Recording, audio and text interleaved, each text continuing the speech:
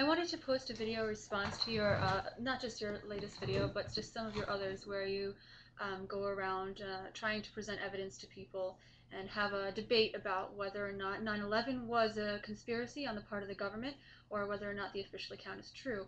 And I guess you could call me a 9/11 truther. I've never been to any kind of protest or demonstration, but I believe that yes, 9/11 was committed on some level by the government. And I would also like to say that there are a lot of inarticulate people out there, and there are a lot of people that are very passionate, but they don't really have the ability to organize coherent presentations, and they don't always have the necessary facts on hand to support their arguments.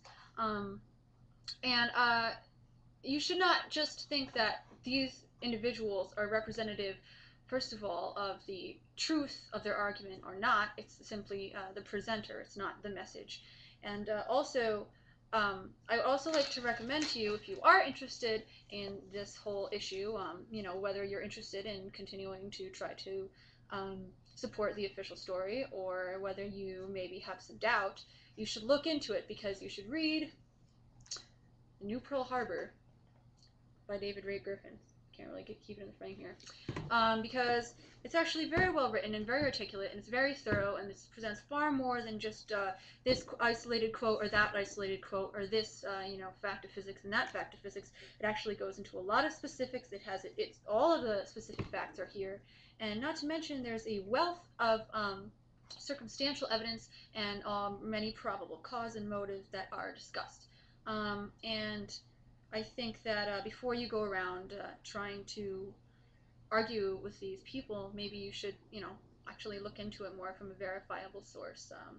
Things that are put online are often false. I mean, you can make up anything online, and who can really question it? There might be someone else out there that's saying the same thing, and just because more than one person says it doesn't mean that it's true. So again, I would recommend the New Pearl Harbor if you are interested. And I just want to read this to you in response, and this is a quote from the book, and it pretty much sums up the way I feel.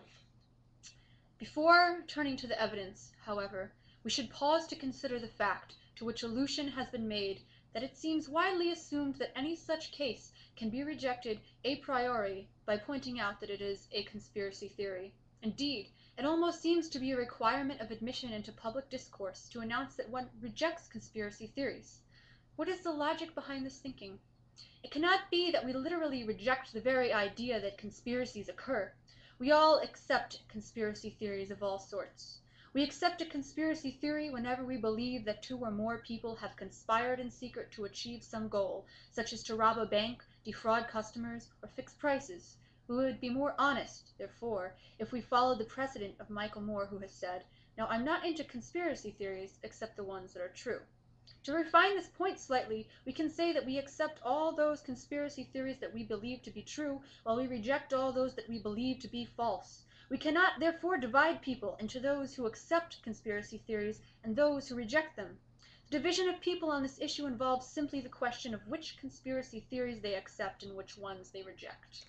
To apply this analysis to the attacks of 9/11, it is false to suggest that those who allege that the attacks occurred because of official complicity are conspiracy theorists, while those who accept the official account are not.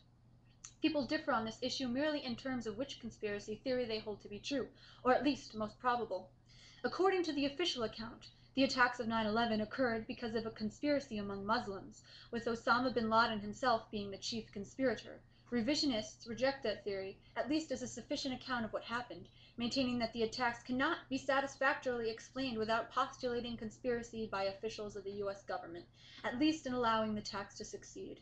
The choice, accordingly, is simply between some version of the received conspiracy theory and some version of the revisionist conspiracy theory. Which of these competing theories we accept depends, or at least should depend on, one which we believe to be better supported by the relevant facts. Those who hold the revisionist theory have become convinced that there is considerable evidence that not only suggests the falsity of the received conspiracy theory, which we are calling the official account, but also points to the truth of the revisionist theory. I turn now to that evidence. So, you're really interested in knowing the truth, and you're really interested in whether or not you're wrong or right, and the way you present yourself in the world, then, you should read this book.